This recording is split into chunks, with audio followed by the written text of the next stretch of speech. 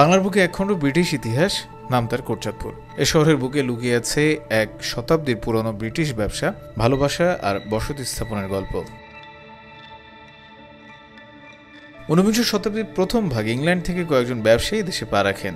এদের মধ্যে mister Blake নামে একজন কোটচাঁদপুরে স্থাপন করেন একটি চিনি কারখানা, যার নাম ছিল দ্য ধোবা সুগার কোম্পানি। 1842 সালে মিস্টার নিউ হাউস নামে আর এক ইংরেজি ব্যবসায়ীর হাতে তুলে দেওয়া হয় কারখানার দায়িত্ব। নিউ হাউস এবং তার স্ত্রী ব্রিজেট কোটচাঁদপুরেই স্থায়ীভাবে বসতি স্থাপন করেন, তৈরি করেন এক বিশাল ভবন। তাদের কন্যা মার্গারেট সারা ম্যাকলিউডের বিয়ে হয় স্কটল্যান্ডের অনসিনোবল ম্যাকলিউডের সাথে।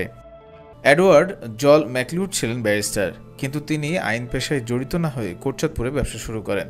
ব্যবসা বাণিজ্যের সাথে কোটচাঁদপুরের লোক সংখ্যাও বৃদ্ধি পেতে থাকে এবং নাগরিক সুবিধার জন্য শহর কেন্দ্রিক স্থানীয় সরকারের পৌরসভা প্রতিষ্ঠা করেন। তাদের পরিবারের অনেক সদস্যের মৃত্যু ও সমাধির তথ্য হারিয়ে গেলেও একটি জনশ্রুতি আজও রয়েছে কোটচাঁদপুরবাসীর মাঝে যে তারা জীবন্ত। বলা হয় এরিখ ম্যাকলিউডের সমাধি রয়েছে মেজো সাহেবের বাড়ির দক্ষিণ পশ্চিম কোণে।